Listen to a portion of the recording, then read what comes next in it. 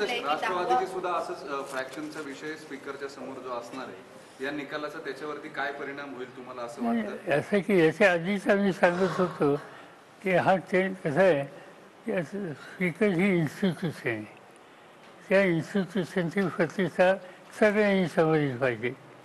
पण आपण हे बघितलं निकाल 2 दिवसावर आहे आणि निकाल आणि ज्यांची केस ज्यांच्यासमोर आहे त्यांना भीतीला स्पीकर जातात याचा अर्थ काय? उद्याच्याला एखाद्याची केस एखाद्या हायकोर्टात आहे किंवा कोर्टात आहे कोणाच्या समोर आणि तो न्यायाधीशात जर त्याच्या आधी 2 दिवस ज्याची केस आहे त्याच्या घरी जात असेल, त्यांनी सांगितलं की माझ्या मतदारसंघाची कामं होती, माझ्या मतदारसंघाची कामं करायला आत्ताच आठवण आहे का? गेल्या अनेक वर्षामध्ये ते सभासद होते तेव्हा काय करत होते याच्यातून हा निकाल असा लागेल असं आम्हाला वाटत होतं आणि असा निकाल लागेल असं आम्हाला वाटत होतं. याचा अर्थ एकंदर दृष्टिकोन काय त्या कुणाच्याही केसमध्ये याच्यामध्ये न्यायावर घटनेवर सुप्रीम कोर्टाच्या जजमेंटवर आधार घेऊन निर्णय घेण्याच्या संबंधीची भूमिका या ठिकाणी दिसत नाही. हे इतरांना सुद्धा लागू होण्याची शक्यता नाकारता येते. तुमची मानसिकता आहे का म्हणजे राष्ट्रवादीच्या बाबतीमध्येही हेच होईल? नाही असं आहे, पॉईंट असं आहे की एकदा होऊन द्या ना काय होतं ते. मी जे अशी सांगितलं की ज्यांनी निकाल देताना निकाल देण्याच्या आधीच्या 2 दिवसाचं त्यांचं एकंदर वर्तन बघितल्याच्या नंतर साधारणतः लोकांना शंका जर आली तर त्यांना दोष देता येणार नाही. सर पण 10 शेड्यूलमध्ये या आजच्या जजमेंटमध्ये निरीक्षणामध्ये स्पीकरनी म्हटलं की 10व्या शेड्यूलचा वापर हा कोणतेही निर्णय लादण्यासाठी किंवा पक्ष नेतृत्वाची भूमिका मांडण्यासाठी केला जाऊ शकत नाही असं निरीक्षण त्यांनी मांडलंय.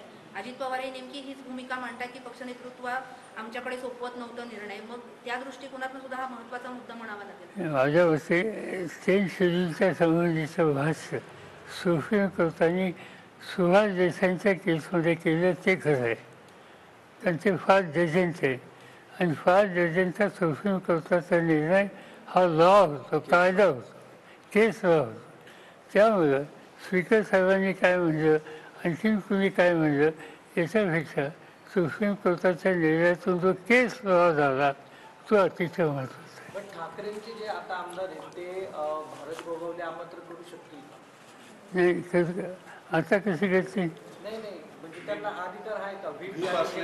नाही असं या स्पीकरनी सांगितलं की त्यांचा व्हीप आहे, पण स्पीकरनी त्यांना अफाट ठरवण्याची मागणी ही मान्य केली नाही. हा उद्देशाला विधिमंडळामध्ये एखाद्या विषयाला व्हीप दिला यांनी मान्य नाही केला तर तो वादाचा किंवा न्यायालयात जाण्याचा विचार होऊ शकतो. पॉलिटिकली ड्रिव्हन नव्हता म्हणजे भाजपचा जो मुद्दा मांडला गेला होता एका याचिकेमध्ये की भाजपच्या सांगण्यावर ह्या सगळ्या गोष्टी केल्या गेल्या तेही मान्य होऊ शकत नाही असं स्पीकर म्हणाले. त्यांनी सांगितलं खरं. आता उद्धव ठाकरे असलेल्यांना सोडून शिंदे साहेब कोणाबरोबर गेले? त्यांच्या मंत्रिमंडळात कोण लोक आहेत? भाजप त्यांचा अलायन्स आहे का नाही? आता ही जगण्याची गोष्ट आहे. त्यामुळे जे गेले त्यांच्या संबंधी आज काही म्हणलं तर चालेल, पण नंतरच्या पुढच्या सुप्रीम कोर्टाच्या मॅटरमध्ये कारण ते जाणार आहेत त्याच्यात वास्तव त्याच्या पुढे येईल. लोकसभा निवडणुकीपर्यंत जर सर्वोच्च न्यायालयात याबाबतचा काही अंतिम निकाल लागला नाही तर चिन्हाचं आणि पक्षाचं उद्धव ठाकरेंच्या पुढे आव्हान कसं असेल? ते त्यांना इलेक्शन कमिशनच्या पुढे जावं लागेल किंवा यांच्या पुढे जावं लागेल आणि इलेक्शन कमिशन सुद्धा सुप्रीम कोर्ट त्यांना चिन्ह देईल. त्याच्याबद्दल काय नाही, तुम्ही नाव काही घ्या काही करा ते दिसतील. त्याला उद्या ते हेच आर्ग्युमेंट करणार की असा असा निकाल आला आहे, त्या निकालाच्या विरुद्ध आम्ही तुमच्यासमोर आहोत, उद्या निवडणुका आलेल्या आहेत, तुमचा निकाल लागेपर्यंत आम्हाला काहीतरी पर्यायी व्यवस्था करा हे ते म्हणतील. त्याच्यातलं वाद नाही. आणि आता हा सगळा विचार आम्ही केलेला आहे. ते जवळपास 120 चिन्ह आहेत. त्याची यादी उंचीच्या उंची आहे. ठरलंय चिन्ह वगैरे काही नाव वगैरे आम्ही काही विचार तयारीनुसार? आता बघूया आता काय होतं ते. आता वर्षाला नोकरी झाली करायचं. तुम्ही आणखी जरा इलॅबोरेट करू शकले निर्णय तर तुमच्या आधीच्या रेफरन्सेसने सुप्रीम कोर्ट काय म्हणेल किंवा काय करेल? हे उद्या सांगेन. कारण माझ्या हातात डॉक्युमेंट पाहिजे आणि थोडं वकिलांची बोलावं लागेल.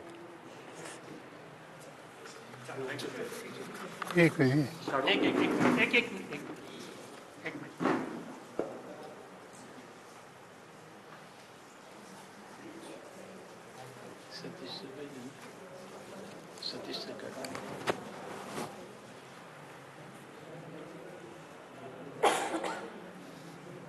नाही ठीक आहे.